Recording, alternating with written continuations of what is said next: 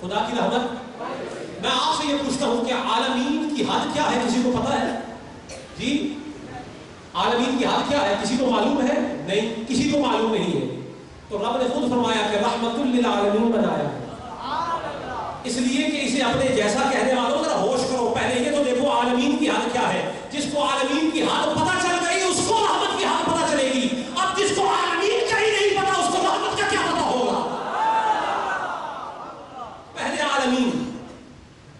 عالمین کو سمجھنا پڑے گا. اور مصطفیٰ رحمت للعالمین فرمایا اب جس نے میری رحمت کا نظارہ کرنا ہے وہ کالی کملی والے کے رخ اقدس کا نظارہ کر دیا، رخ غیبا کا نظارہ کر دیا. کیوں؟ اس لیے کہ اس کا در میرا در ہے، اس کی رضا میری رضا ہے، اس کا کلام میرا کلام ہے، اس کی خوشنودی میری خوشنودی ہے، اور اس کی ناراضگی میری ناراضگی ہے. بس جو اس کا ہو گیا ہے وہ میرا ہو گیا ہے. وہ ہے میری رحمت، وہ ہے میری رحمت. جبھی تو خدا نے یہ کہا نا کہ وسعت رحمتی کل شیء، میری رحمت نے ہر شے کا احاطہ کر لیا. اور پھر فرمایا رحمت للعالمین، ادھر بھی اشارہ کر دیا کہ میں نے مصطفیٰ کو رحمت للعالمین بنا دیا. تو جس کی رحمت عالمین پر حاوی ہے اسی کی تو ہر شے میں حاوی ہے. رحمتی ادھر اپنی طرف اس کی اجازت کر دی حضور کی کہ وہ میری رحمت، اور ادھر فرما دیا عالمین، اس کی رحمت عالمین پہ چھائی ہوئی ہے. ادھر بھی یہی کہا کہ ہر شے پر چھائی ہوئی ہے، ادھر بھی یہی کہا کہ عالمین پہ چھایا ہوا ہے. تو حضور نے بھی یہی فرمایا من رآنی فقد رأى الحق. یہ خدا کو دیکھنے والی باتیں چھوڑ دو، اسے کوئی نہیں دیکھ سکتا. اسے وہی دیکھ سکتا ہے کہ جس کی نگاہ ہو، اور نگاہ میرے سوا کسی کی بھی نہیں.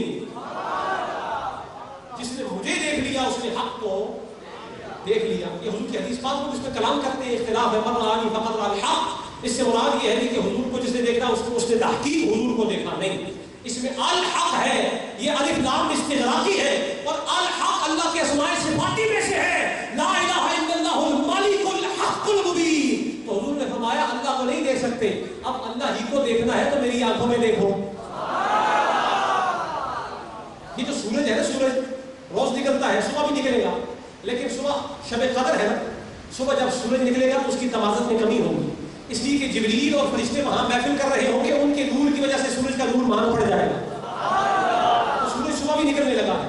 اور یہ صحابہ نے فرمایا کہ شب قدر کی نشانیوں میں سے ایک نشانی ہے کہ اس کی صبح جب سورج طلوع ہوتا ہے تو اس کی شعاع میں تیزی نہیں ہوتی، شعاعیں مان پڑ جاتی ہیں. یہ شب قدر کی نشانیوں میں سے ہے. تو یہ سورج صبح بھی نکلے گا. لیکن میں آپ سے پوچھتا ہوں سورج کو سیدھی آنکھوں سے کوئی دیکھ سکتا ہے؟ بولیے ذرا آنکھیں ڈال کے تو دیکھیں، آنکھیں چکا چوند ہو جائیں گی.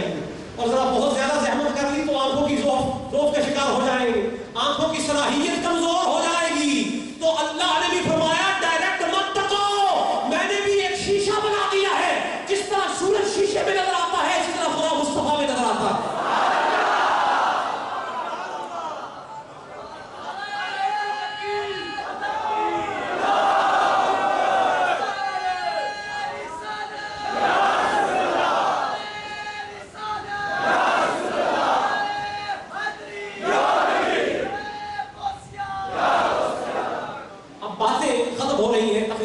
اختتام کی طرف جا رہی ہے. میں نے آپ کی محبت کو دیکھا، اللہ تعالیٰ آپ کی محبتوں کو جزائے خیر عطا فرمائے. اور میں سمجھتا ہوں کہ آج یہ جو صدائے سبحان اللہ کی اور جو نعروں کی آوازیں آ رہی ہیں یہ جنتیوں کی صدائے ہیں. یہ فقط مومنوں کی نہیں، جنتیوں کی صدائے ہیں. شب قدر پر حضور کی گواہی موجود ہے. حضور کی ہمیں کوئی کچھ بھی کہتا رہے ہم اس کی نہیں سنیں گے، ہم مدینے والے کی سنیں گے. تو رب تعالیٰ نے ایک عجیب مجزہ سنایا. پہلے تو آسمانوں کی بات ہوئی نا کہ آسمانوں کے برابر اپنے گناہ لے آ. تو حدیث شریف کے الفاظ نے فرمایا اے ابن آدم، اگر تو زمین کے برابر بھی گناہ کر کے میرے پاس لے آئے اور میرے ساتھ ایسی حالت میں ملے کہ میرے ساتھ شرک نہ کرتا ہو، تو فرمایا تو جتنا بڑا گناہ لائے گا میں اتنی بڑی مغفرت لے کر آؤں. یہ جملہ خدا کا سمجھنے والا ہے، اس کو تقریر کا جملہ نہ سمجھیے گا. یہ حدیث قدسی ہے اور رب کا کلام ہے. فرمایا اے ابن آدم، اگر تو میرے پاس زمین کے برابر بھی گناہ لے کر آئے اور میرے ساتھ شرک نہ کرتا ہو، میرے ساتھ شرک نہ کرتا ہو، تو پھر سن لے، تو جتنا بڑا گناہ لے کے آئے گا میں اتنی بڑی رحمت لے کے آؤں گا. کرو چیلنج خدا کے ساتھ. کر سکتا ہے کوئی اتنا بڑا چیلنج؟ جی معلوم یہ ہوا کہ آج خدا کی رحمت چھائی ہوئی ہے.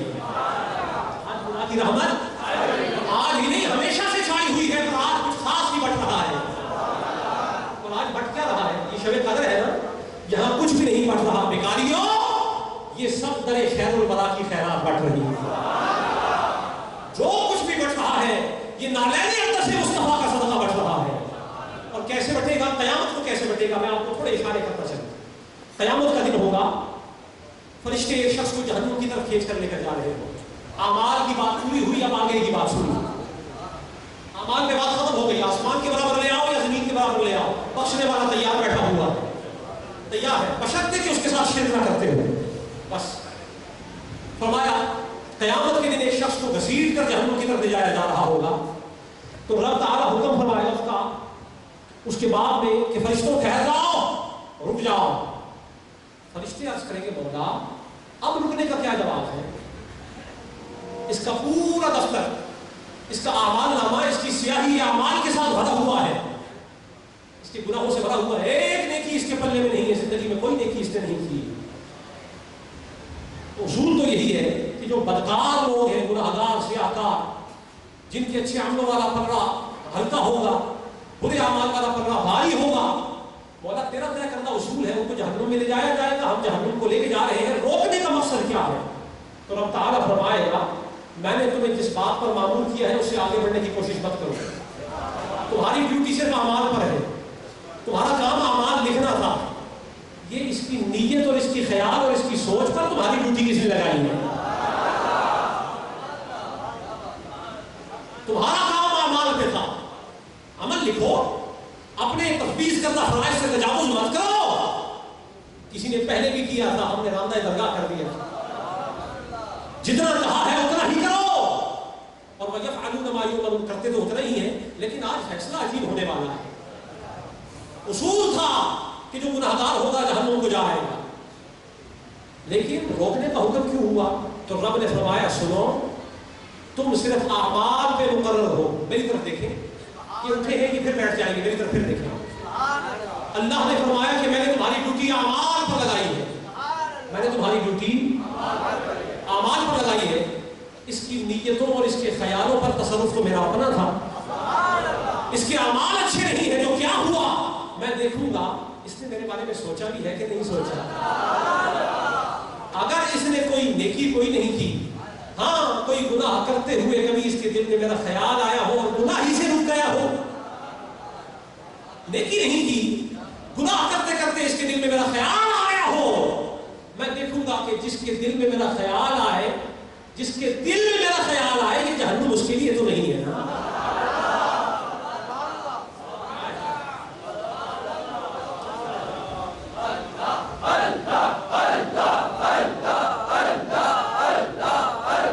رب کی کریمی کو دیکھا، رب کی غفور الرحیمی کو دیکھا. تم اعمال کی باتیں کرتے تھے، وہ تو نیتوں میں بھی رسائی رکھتا. ٹھہر جاؤ، جس کے دل میں میرا خیال آ گیا ہے، مجھے گوارا نہیں ہے کہ دل میں میرا خیال ہو اور میرے منکروں کی جہنم میں جنت رہے. یہ دوزخ تو میں نے اپنے گستاخوں کے لیے بنائی ہے جن کے دل میں میرا خیال نہ ہو. جس کے دل میں میرا خیال، تو جب اللہ اس کی طرف نگاہ فرمائے گا بات یہی ہوگی، اس شخص نے زندگی میں گناہ کرتے ہوئے رب سے ڈر کر اللہ کے خوف سے گناہ چھوڑ دیا. اللہ فرمائے گا فرشتوں دیکھا میری رسائی اس کی نیتوں پر ہے، تم اسے ادھر لے جا رہے تھے، یہ تو مجھ سے ڈرنے والوں میں سے تھا، جاؤ اس کو جنت میں لے جاؤ.